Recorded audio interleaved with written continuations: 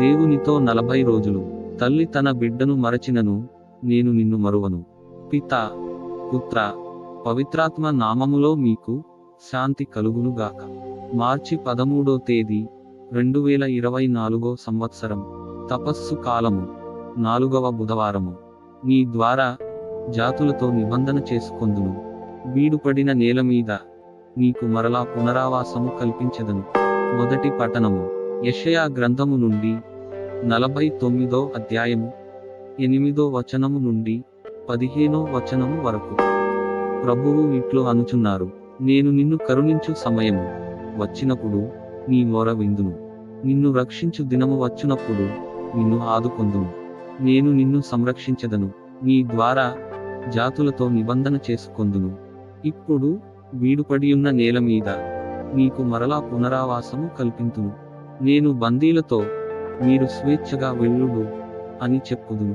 చీకటిలో ఉన్నవారితో మీరు వెలుగులోనికి రండి అని పలికెదను. వారు గొర్రెల మందవలే మార్గము ప్రక్కన మేయుదురు. కొండల మీది పచ్చికను తిందురు.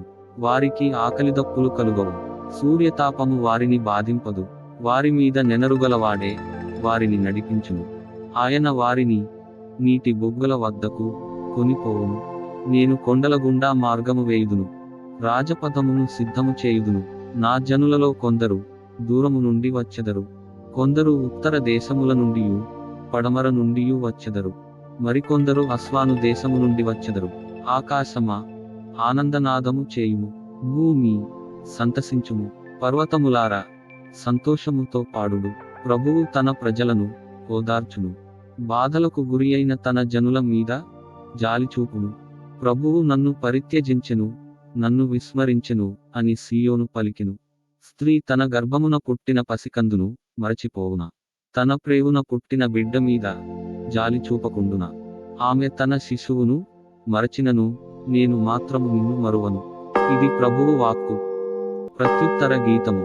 కీర్తనల గ్రంథము నుండి 145వ అధ్యాయము 8 నుండి 9, 13 నుండి 14, 17 నుండి 18 వచనములు. అందరూ ప్రభువు ప్రేమామయుడు, కరుణామయుడు. ప్రభువు దయాపూరితుడు, కరుణానిధి, సులభముగా కోపపడువాడు కాదు, కృపామయుడు. ఆయన అందరికీ మేలు చేయును. తాను కలిగించిన ప్రాణికోటి అంతటినీ కరుణతో చూచును. అందరూ ప్రభువు ప్రేమామయుడు, కరుణామయుడు. ఆయన కార్యములల్లా కరుణతో నిండియుండును. ఆయన పడిపోయిన వారిని లేవనెత్తును, కృంగిపోయిన వారిని పైకి లేపును. అందరూ ప్రభువు ప్రేమామయుడు, కరుణామయుడు. ప్రభువు ప్రతికార్యమును న్యాయముతో చేయును. ఆయన చేయుదములెల్లా దయతో కూడియుండును. ఆయన తనకు మొరపెట్టువారికి చేరువలోనే ఉండును. చిత్తశుద్ధితో ప్రార్థన చేయువారికి దాపులోనే యుండును. అందరూ ప్రభువు ప్రేమామయుడు, కరుణామయుడు. సువిశేష పఠనమునకు ముందు వచనము.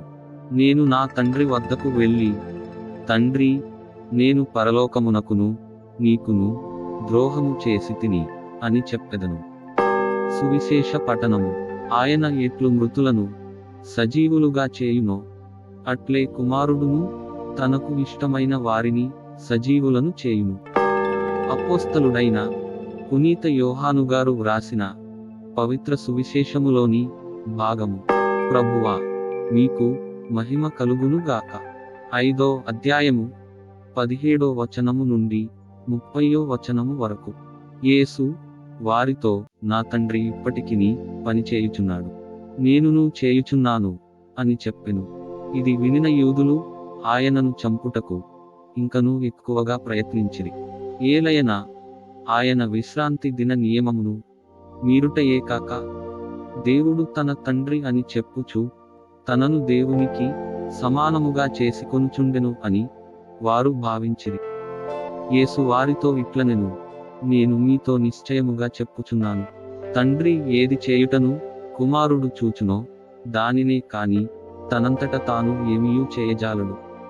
తండ్రి ఏమి చేయునో కుమారుడు దానిని అట్లే చేయును. తండ్రి కుమారుని ప్రేమించును, తాను చేయు ప్రతిదానిని కుమారునకు చూపును. ఇంతకంటే గొప్ప కార్యములను చేయుటను ఆయనకు చూపి మిమ్ము ఆశ్చర్యచకితులను చేయును. తండ్రి ఎట్లు మృతులను సజీవులుగా చేయునో అట్లే కుమారుడును తనకు ఇష్టమైన వారిని సజీవులను చేయును. తండ్రి ఎవరికినీ తీర్పు విధించడు. తీర్పు విధించు సర్వాధికారము కుమారునికి ఇచ్చెను. అందరూ తండ్రిని గౌరవించినట్లే కుమారుని కూడా గౌరవించుటకు ఆయన అట్లు చేసెను. కుమారుని గౌరవించనివాడు ఆయనను పంపిన తండ్రిని కూడా గౌరవించడు. నా మాటలను ఆలకించి నన్ను పంపిన వానిని విశ్వసించువాడు నిత్యజీవము పొందునని మీతో నిశ్చయముగా చెప్పుచున్నాను. అతడు తీర్పునకు గురికాడు. అతడు మరణమును దాటి జీవమునందు ప్రవేశించును. మృతులు దేవుని కుమారుని స్వరమును విను సమయము వచ్చుచున్నది. అది వచ్చియేయున్నది. దానిని ఆలకించువారు జీవించెదరని మీతో నిశ్చయముగా చెప్పుచున్నాను. ఏలయన తండ్రి తనంతట తాను జీవము కలిగియున్నట్లే కుమారుడు కూడా తనంతట తాను జీవము కలిగియుండునట్లు చేసెను. ఆయన మనుష్య కుమారుడు కనుక ఆయనకు తీర్పు విధించు అధికారమును కూడా ఇచ్చెను. మీరు ఆశ్చర్యపడవలదు, ఆ గడియ సమీపించుచున్నది. అప్పుడు సమాధులలోని వారు ఆయన స్వరమును విని ఉత్థానులగుదురు. మంచి కార్యములు చేసిన వారు జీవ పునరుత్థానమును, దుష్టకార్యములు చేసిన వారు తీర్పు పునరుత్థానమును పొందెదరు. నా అంతట నేనే ఏమియూ చేయజాలను.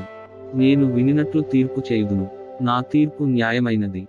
ఏలయన నేను నా ఇష్టానుసారము కాక నన్ను పంపినవాని చిత్తప్రకారమే చేయగోరుదును. ఇది క్రీస్తు సువిశేషము. క్రీస్తువా, మీకు స్తుతి కలుగునుగాక.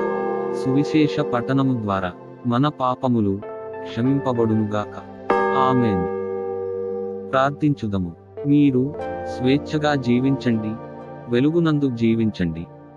తల్లి తన బిడ్డను మరచినను నేను నిన్ను ఎన్నడును మరువను అని పలికిన ప్రేమామయుడవైన ప్రభువా, మా జీవితములను మీకు సమర్పిస్తున్నాము ప్రభువా.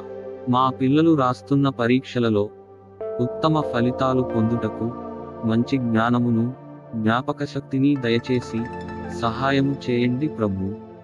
మా ప్రభువైన యేసుక్రీస్తు పరిశుద్ధ నామములో అడిగి వేడుకొనుచున్నాము తండ్రి. ఆమేన్. ప్రియ సహోదరి సహోదరులారా, ఈ అనుదిన దైవ వాక్కు ద్వారా అభిషేకించబడి మన నాథుడైన క్రీస్తులో జీవించు యోగ్యతను పునరుద్ధరించుకొనండి. వీడియో క్రింద సబ్స్క్రైబ్ బటన్ ఉంటుంది, నొక్కి సబ్స్క్రైబ్ చేయండి. కుదిరితే మీ ప్రియ మిత్రులకు షేర్ చేయండి. మీరు లైక్ చేయడం వల్ల ఎంతో మందికి ఈ వాక్యము చేరుతుంది.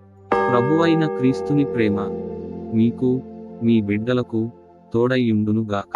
పితా, పుత్ర, పవిత్రాత్మ నామమున. ఆమేన్.